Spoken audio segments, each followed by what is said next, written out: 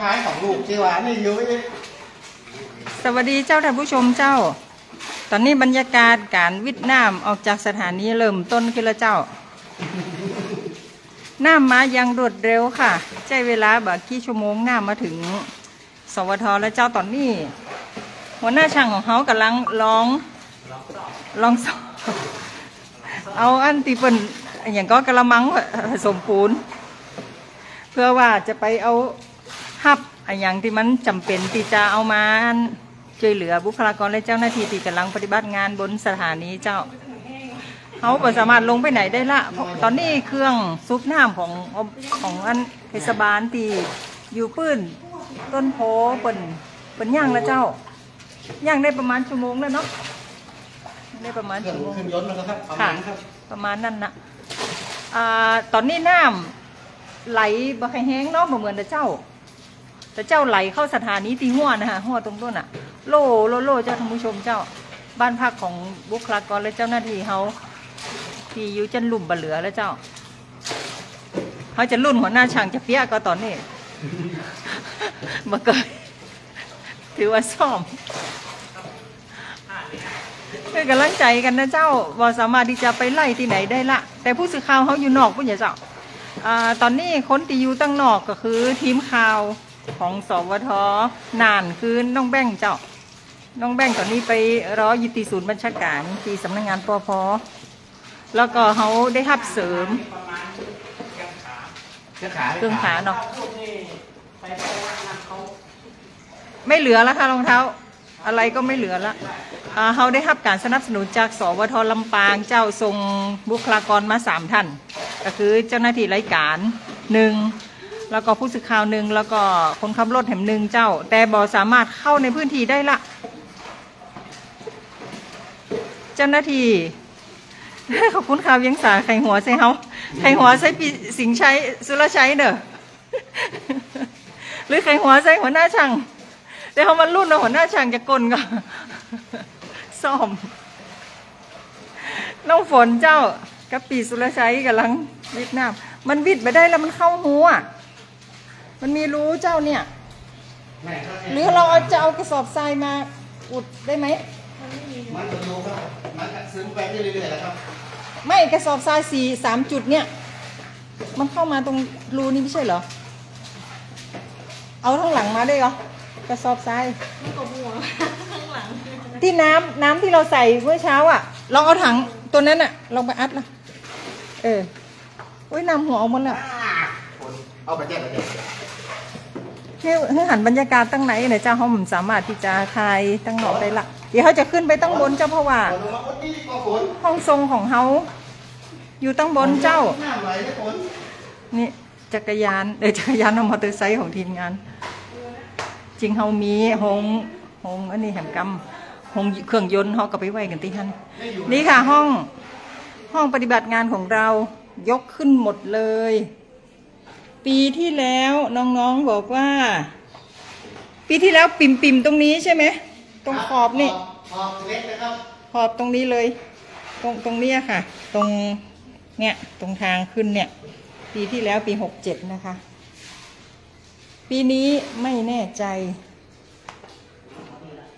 นี่ค่ะเขาเก็บอินดูเนาะอินดูตัวเก่าอินดูทีมงานนี่ค่ะเขาเก็บไปหมดละนี่ห้องปฏิบัติงานห้องธุรการของสวทน่านเราจะได้ห้องสถานีใหม่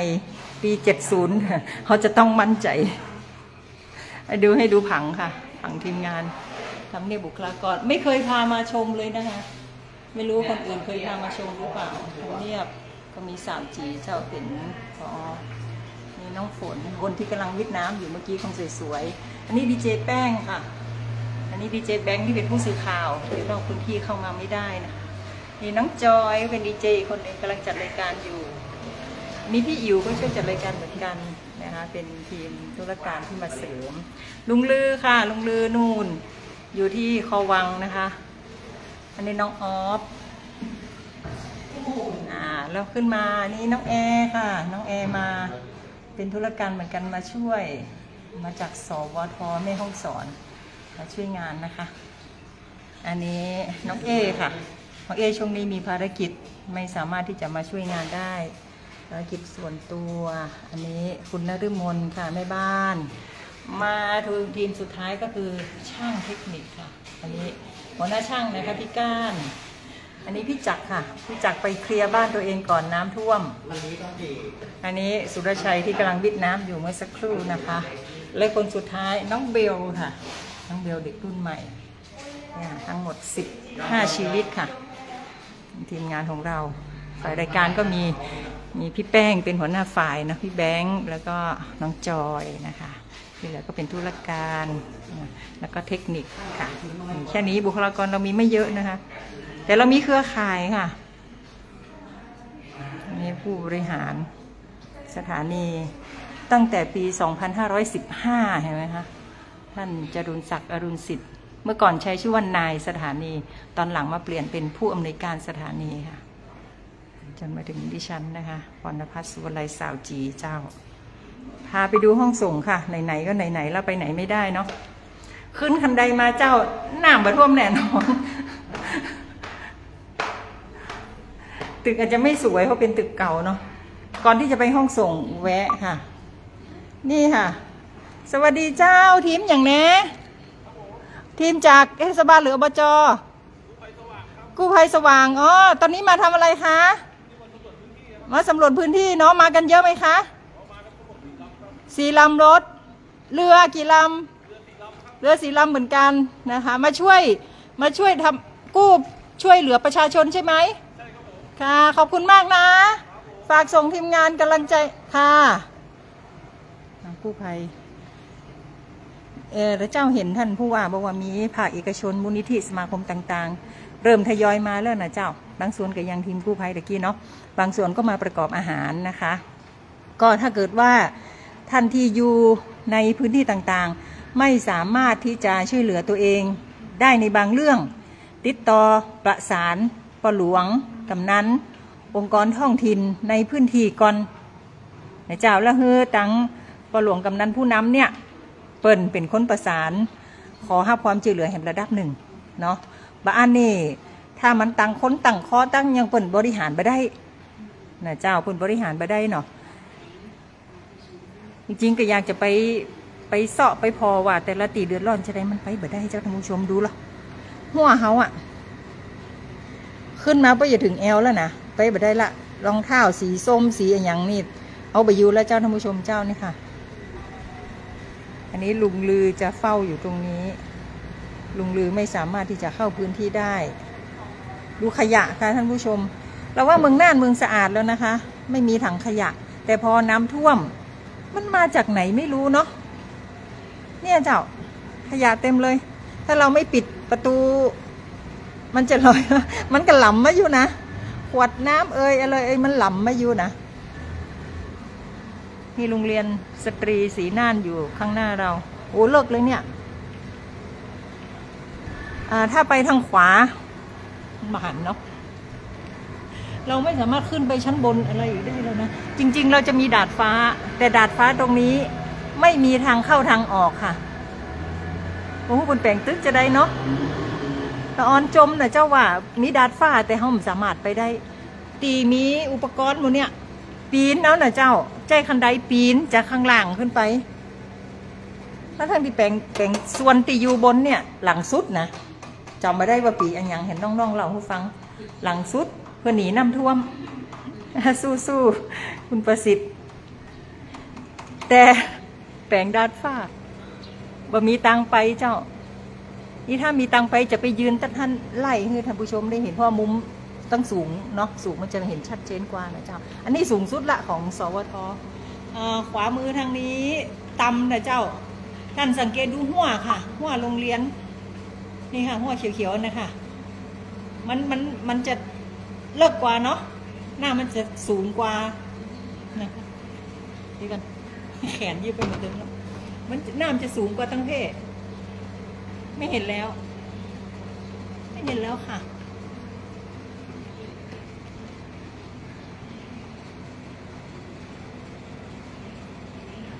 นี่มุมมองด้านบนก็สามารถตอนนี้เครื่องสูบน้ำเริ่มเดินหน้าแล้วนะหรือว่าแอร์ของเราเสียงแอร์เจ้าเครื่องสูบน้ำมันจะดังกว่านี้เนาะเปิ้นพักเครื่องหรือว่าถึงสูบไปมันก็บ่ได้ประโยชน์ก็เพราะน้ำมันเข้าพื้นที่หมดแล้วอะน่าจะอันเนาะพามาดูอีกฝากหนึ่งของสถานีเจ้าส่งกำลังใจให้ค่ะคุณน้ำใช่ไหมคะขอบคุณค่ะอันนี้เดินมาที่ห้องส่งน้ำเดินมาที่ห้องส่งค่ะด้านนี้ก่อนจะไปห้องส่งอีกฝากหนึ่งของสถานีค่ะแล้วเราจะได้เห็นภาพรวมของสถานีแค่2 ฝั่งเองนะคะฝั่งตรงในนู้นมันมองฝั่งทางนู้นไม่เห็นละมันปิดหมดแล้วจ้ะมีหน้าต่างมีอย่างซากอย่างนี่ค่ะนี่กับบ้านเป็นบ้านพักของเจ้าหน้าที่เขาไปเกิงบ้านแล้วเจ้าท่านผู้ชมอุ้ยแต่ละจะถึงขอบหน้าต่างแล้วอ่ะอันนั้นโรงเครื่องยนต์ค่ะรถสถานีรถปิกอัพอ่ะมันจำเป็นต้องใจเนาะไปเก็บใบมันก็เข้าออกมาได้อะเจ้าน่าจะปอก็ปีที่แล้วเนี่ยปีที่แล้วน้องเขาบอกประมาณเนี่ยแล้วมันจะเยอะกว่านี้อีกไม่แน่ใจนะคะท่านผู้ชมประตูนี้เปิดได้อีกไหมเนี่ยเดี๋ยวนะหน้าต่างบ้านนี้ถูกล็อกแล้วเปิดไม่ได้ละ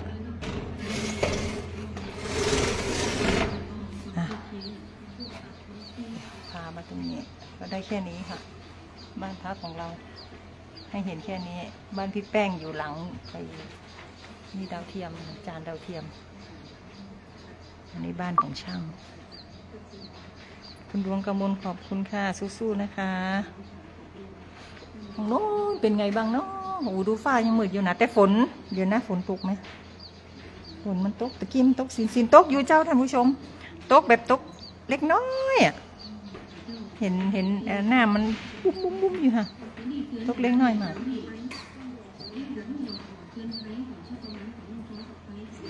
พี่ก้านรถอ่ะมันเมื่อก่อนปีที่แล้วมันระดับนี้ไหมรถหลวงอ่ะที่เราไปจอดที่โรงเครื่องยนต์อ่ะนี่แหละระดับนี้แหละแล้วมันจะสูงกว่านี้อีกไหมเนี่ยความจะสูงกว่านี้เพราะว่าอย่างหน้าต่างขอบหน้าต่างมันขึ้นแล้วเนี่ยบ้านพี่จักรอ่ะปีแล้วมันประมาณนี้ไงแต่ถ้าจะถึงเครื่องยนต์ไม่น่าถึงแต่ละเป็นห่วงเครื่องซักผ้าเราแล้วเนี่ยเสื้อผ้าเราสูงกว่าหน้าต่างนะโอ้ยตายละดีนะที่เมื่อกี้เรายกตู้เย็นขึ้นไปชั้นบนความอยากลำบากเนาะมาปิดหน้าต่างตัวนี้กันนี่มาที่ห้องส่งเจ้ามันจะมีห้องซ้ายมือห้องส่งเนาะส่งจัดรายการปกตินะเจ้า FM 94.75 เนาะส่งกำลังใจกับเจ้าหน้าที่ทุกท่านนะคะขอบคุณเจ้าแมลงปออนกปออันนี้ห้องกลายเป็นห้องบันทึกแล้วค่ะเมื่อก่อนจะเป็นห้อง AM ตอนนี้ AM เราคืนคลื่นให้กับกสทชแล้วน้องเบลเป็นไงน้องเบลน้ำเข้าบ้านดีใจไหมดีใจครับดีใจที่ได้เก็บกวาดเพิ่มอันนี้ห้องส่งสำหรับไลฟ์ใช่ไหมคะมันจะมีกรีนสกรีนอยู่ตรงนี้กับอย่างรายการผู้ว่ารายการอะไรอย่างเนี้ยเจ้าที่เขาไล่อะรายการอู้ข่าวเจ้าเหนือจะอยู่ในห้องนี้เจ้ามันจะใช้อุปกรณ์อิเล็กทรอนิกส์เยอะแต่อุปกรณ์ของเราก็มันก็เป็นไปตามงบประมาณนะเนาะราชการมันไม่เหมือนภาคเอกชนที่จะได้อันเนี้ยบางอย่างมันก็อาจจะเก่าไปขาดแคลนบ้างอะไรอย่างเงี้ย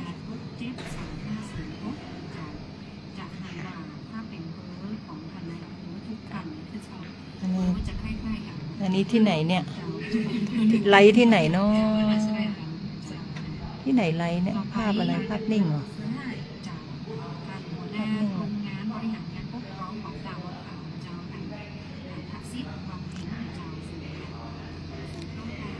เดี๋ยวไปดูสองสาวจัดรายการแอบเข้าไปนะคะเราจะไม่พูดเสียงดัง นี่ค่ะน้องจอยอยู่ตรงนี้ ทำงานบริหารงานปกครองอำเภอภูเพียงเจ้า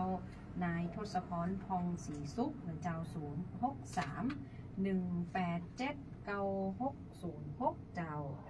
ท่านนายอำเภอตุ่งจ้างท่านทวีศักดิ์ภูมิมรดกเจ้า0818672569นะเจ้าแล้วก็หัวหน้ากลุ่มงานบริหารงานปกครองของอำเภอตุ่งจ้างนะเจ้านายสมบูรณ์อุดทั้งไข่เนี่ยเจ้าถ้าอ่านจืดนามสกุลทันพิษขออภัยด้วยเนี่ยเจ้า063-187-9574ตั้งเวียงสาเป็นจะได้เจ้าพี่แป้ง เวียงสาคุณท่านนายอำเภอบรรทูลสุนทรสมบัตินะเจ้าเบอร์มือถือ0818672547เนาะแล้วก็ทางด้านหัวหน้ากรมงานบริหารปกครองคุณชวริตบุตรดาสานะเจ้า0982461781นะในส่วนของอำเภอปัวนะเจ้านายพิพัฒน์เพชรพิพัฒน์0818672550แล้วก็หัวหน้ากรมงานบริหารงานปกครองนะเจ้าคุณสมเกียรติสุขโข0982461784แล้วก็อำเภอนาน้อยนะเจ้านางพิมลพันธ์จันโทภาสนะเจ้า0818672549แล้วก็หัวหน้ากรมงานบริหารงานปกครองคุณจวนจันเครื่องนะเจ้า0631879576เจ้าอำเภอสันติสุขนะเจ้าท่านนายอำเภอนายบุญเถิดขอสุมานายเถิดบุญนะเจ้าศิลารม0818672585แล้วก็หัวหน้ากรมงานบริหารงานปกครองคุณพิรุณเต็มสวัสดิ์นะเจ้านอก0631879612ทางอำเภอแม่จริมท่านนายอำเภอนะเจ้านายสิโรดชมใจ0818672574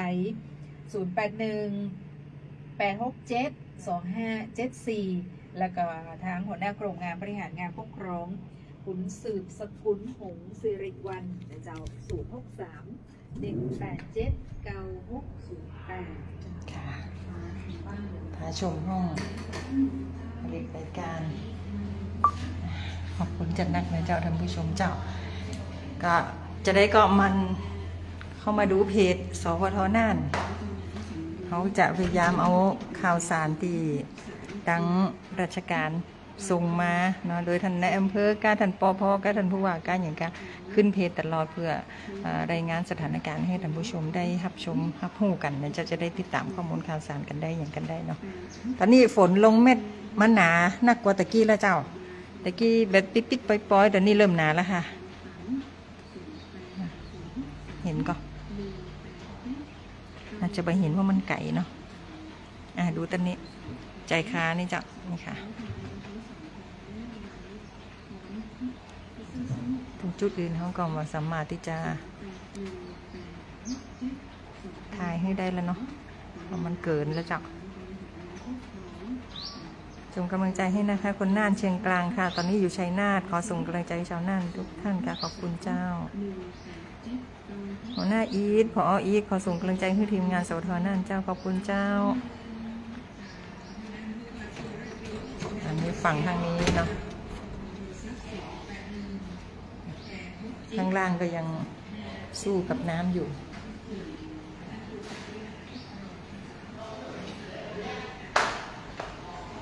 โอ้น้ำเข้ามาเยอะแล้วข้างล่างอ่ะอันนี้จะมิดคานตรงนี้แล้วนะเนี่ยจะมิดคานแล้วเนี่ยโรงเรียนเห็นไหมขึ้นมาเยอะเลยอ่ะ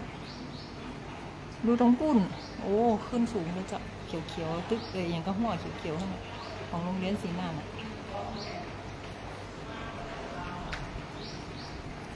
คือเมื่อเดือน2 เดือนที่แล้วเราเอาต้นไม้มาลงเอาดอกไม้มาปลูกตอนนี้มิดแล้วค่ะไม่เหลือแล้วพี่โอสวัสดีครับน้ำเข้าบ้านหรือยังน้ำเข้าบ้านหรือยังเข้าแล้วพี่โอผู้ช่วยพชสเหรอกระสอบทรายกระสอบละ30 กว่าบาทใช้ไม่ได้เขาอาจจะใช้น้อยไหมผมอาจจะใช้น้อยมันมีรูให้เข้าก่อนเขาพลาสติกซิลแล้วแต่รูอื่นๆนะเนาะ ที่มันเป็นห้อยตอ ได้โอกาสคือ ฮะ อย่างก็ในที่ปืนเนี่ยของปืนไหมเดี๋ยวเพื่อนจะเคยได้กัน เจ้าตอนนี้จะ6 โมงแล้วเนาะขอบคุณพี่โอนะเจ้าพี่โอก็เป็นผู้ช่วยประชาสัมพันธ์จังหวัดส่งกำลังใจให้เนอะครับ ชาวสวทน่านขอบคุณเจ้าให้กำลังใจซึ่งกันและกันเนาะสำหรับทันทีประสบภัยน้ำท่วมเหมือนกันเจ้าออกไปไหนดูแลตัวเก่าเตนเนอร์ถ้าแบบมั่นใจมันต้องออกไปแต่เจ้าเครือตกน้ำตกถาเนาะแล้วน้ำมันก็อาจจะบ่สะอาดนะเจ้าก็เมื่อคืนประสานงานสอบถามท่านนายแพทย์สสจเนาะนายแพทย์ผู้ชงก็บอกว่าเดี๋ยวจะได้แล้วก็จะรบกวนคุณหมออาจจะโทรศัพท์ประสานโฟนอินว่าการแจ้งเตือนพี่น้องประชาชนพร้อมกับโรคตีมาพร้อมกับน้ำท่วมอย่างเงี้ยเนาะน้ำแดงจากพอขยะลอยมานะดำๆบนนะลูกไหนมากคือสาวจีเคยดูไล่ดูคลิปของญี่ปุ่นนี่เปิ่นเก็บขยะแบบสะอาดหมดจดเนาะแต่จริงๆน่านก็เป็นเมืองที่สะอาดนะส่วนใหญ่เขาคือสาวจีชอบปั่นจักรยานไปตามจุดต่างๆไปสังเกตไปชมเมืองไปหูจักถนนหนทางเนาะแทบไม่เห็นถังขยะก็แทบไม่เห็นถังขยะเลยอ่ะคนมีวินัยมากนะเจ้าเป็นตัวอย่างที่ดีมากแล้วเขาชื่นชมมากแต่ญี่ปุ่นน่ะที่เปิ้นเล่าให้ฟังเนาะคนไทยที่ไปอยู่ญี่ปุ่นเปิ้นจะทิ้งขยะเป็นเวลาแล้วพอน้ำท่วมนี่จะบ่มีขยะลอยมาให้เขาเห็นเลยท่านลองเข้าไปเสาะคลิปต่างๆใน YouTube ในอย่างของเกี่ยวกับประเทศญี่ปุ่นเถอะเปิ้นมีวินัยมากเลยเนาะชื่นชมมากเขาเห็นแล้วเขาอยากจะได้นะ แต่มันค่อนข้างยากเนาะอาจจะบริบทอย่างต่างๆมันบ่เหมือนกันก็ได้เนาะเพราะเปิ้นเจอภัยพิบัติบ่อยแต่เขาก็เจอภัยพิบัติบ่อยน่ะเกือบทุกปีแล้วเนาะนี่ค่ะขยะยังมาอยู่เนาะปีหน้าเขาวางแผนกันไหมเนาะพี่น้องเมืองน่านว่าเขาจะบริหารจัดการขยะจะได้บ่ให้มันลอยจี้แหมเนี่ยเนาะมันยังมีอยู่เนาะลงไปไหนไม่ได้แล้วที่แรกนึกว่ามันท่วมไม่สูงเนาะกันหวังบึดไปอาบน้ำนอนบ้านดีกว่านะแต่ตอนนี้ก็ขนเสื้อผ้ามาไว้บนสถานีแล้วนะเจ้าไปดูข้างล่างตะกี้น้ำน้อยเดียวจะกองทีมสุรชัยกับน้องฝนตอนนี้ขึ้นมาเยอะแล้วเจ้านี่ค่ะตายมันจะขึ้นมาข้างบนมั้งเนี่ยถ้าขึ้นมาบนห้องไทยเอกขึ้นไปบนชั้นที่บนชั้นรายการเพื่อละดูท่านผู้ชมอุ้ยมันออกจากหูเนี่ยปุดเนี่ยไม่รู้ว่ามันออกคนรู้ดอกคือทุกรู้อ่ะมันอุดเหมือนได้อ่ะนี่ค่ะมันเป็นหน้ามันเนาะทุกรู้ที่มันสามารถไปได้มันไปได้หมดอ่ะโอ๊ยแต่ละตุ๊กตาหมูลอยเก็บไม่หมดอ่ะตุ๊กตาหมูลอยไป1 ตัวแล้วอันนี้ดอกสาวจีอุตสาหวานและปลูกหดน้ำใส่ปุ๋ยกับน้องอ้อม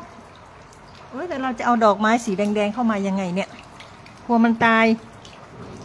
ต้นอะไรนั้นเนี่ยเดี๋ยวนะเราจะทำไงดีกลัวมันตายอ่ะอุ๊ยแต่ละเนี่ยดอกสีขาวกับสีแดงเนี่ยเดี๋ยวนะขอลุยน้ำได้ไหมอ่ะน้องเบลไปไหนเนี่ยน้องหมูกำลังลอยน้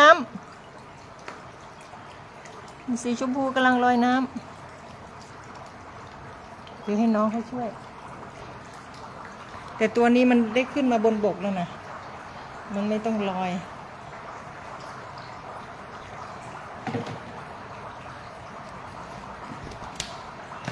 อันนี้ตั้งหน้าเนาะโอ้ยคันไดบ่เหลือเลยเจ้าท่านผู้ชมคันไดไม่เหลือแล้วพอเตอะ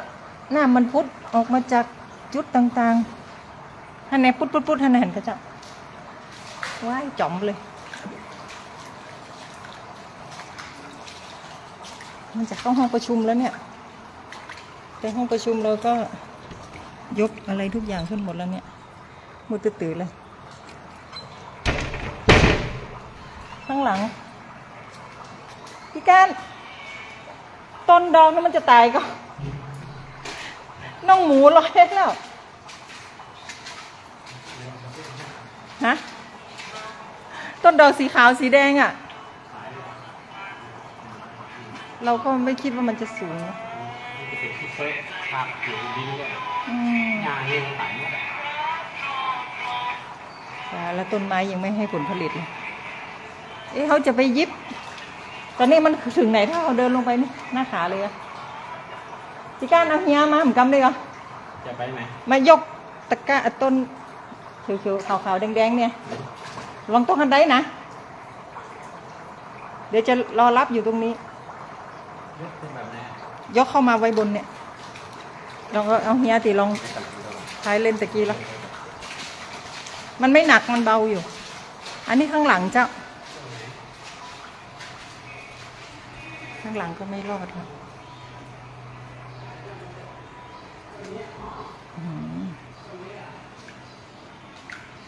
ตรงนี้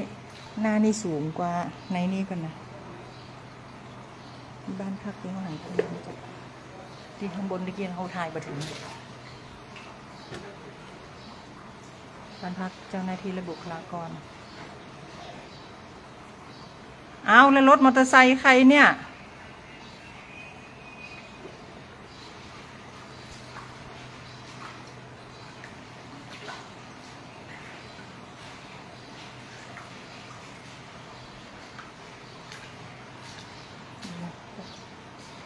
จ่องที่เราเห็นอยู่ข้างบนแล้วตะเกียแป๊บเดียวน้ำขึ้นแล้วใจตั้งเวียงสาเป็นได้ของเจ้าน้ำไปถึงแล้วยังโอ้ยห้องน้ำข้างล่างน้ำท่วมแล้วปุ่นเจ้าลิบปุ่นในบ้านผอเจ้าลายต้นลินจีมาเหลือตายละไปถึงหน้าต่างละ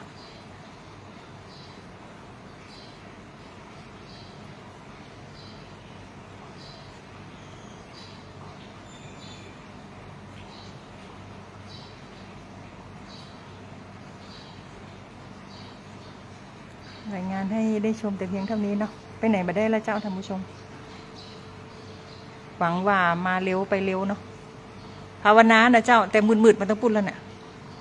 มืดมาละ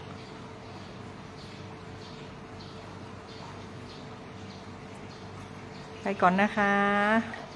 ขอบคุณทุกท่านที่ส่งกำลังใจเนาะมีกำลังใจซึ่งกันและกันเจ้าสวัสดีเจ้า